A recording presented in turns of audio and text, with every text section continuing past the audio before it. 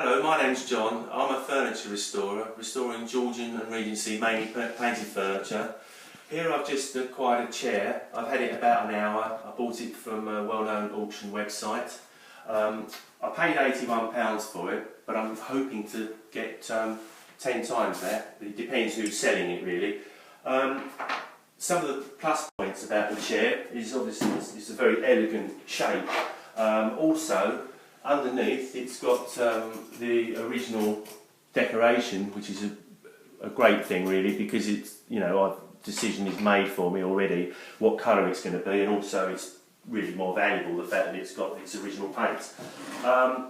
Some of the negative points is the fact that this middle tablet is missing.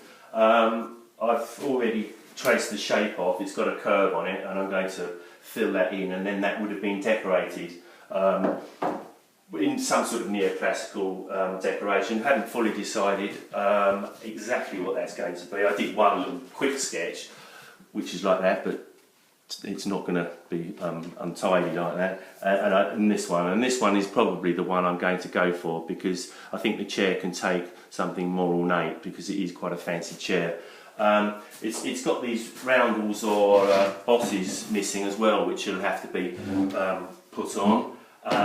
And also the seat cover is not original, which you wouldn't really expect, and it is not really going to be suitable. But I have noticed underneath there is some other little tacks, and that's got some other fabric underneath, which we'll see what that looks like later. Yeah, so I'm going to get on with this. I'll be making this and also dry stripping, which will probably take me a couple of days to do, and I look forward to seeing you in 2 or 3 days. Bye bye. Right, here we are at the stage now. It's been dry stripped. You can see the original lines, which I might strengthen in places. What is off-white is now, will be gold, but is now gesso. I put the tablet in, which is going to be painted, I think, the same colour as the chair, and then it'll probably have in shades of grey or decoration. On the back, it's all painted dark brown underneath this base colour, partly because it's originally was done like that. I'm just going to put some top colour on this at the back, just because I wanted to show you. That's actually this one. Right, I put it. This is a mixture of shellac and whiting. This makes it thicker so that it resembles old paint, which is really thick, the lead-based paint they used to use. The other thing I'm doing is I'm putting it on like this, almost flooding it on. I'm going to burn it as well, so that it gives it a bit of texture, because it's quite a big area. I think it'll look good, or better, a little bit crusty like old paint goes, and then it'll take the age in as well, so that the dirt goes into the low areas and just look a bit more realistic, authentic. Right, a bit like that. Then I'll get a hot air gun.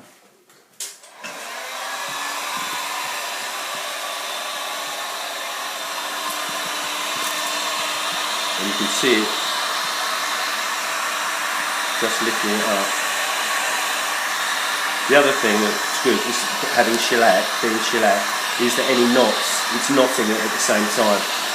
Right, that's it. And then what will happen then when that dries, which doesn't take that long, I will just rub that down and it creates a sort of reticulation. And that's it for now.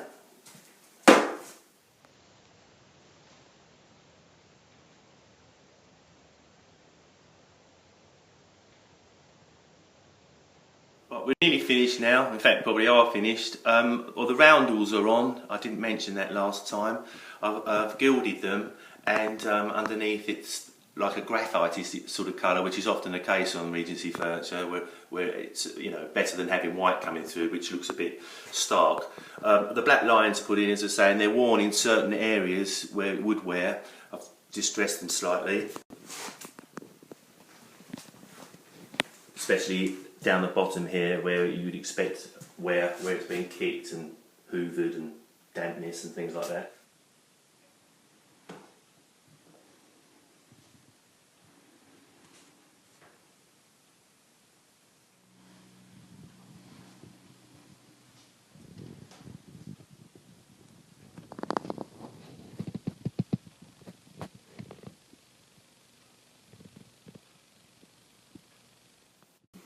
I was very fortunate with the material that was underneath, because I think they chose that. It's very old and they've chosen the fabric to go with the original decoration, which is great because you've got this sort of yellowy gold colour and this sort of tan colour, which is very similar to the chair. I chose to have back in black because I thought it would get more impact with the contrast, and it works with the black lines matching.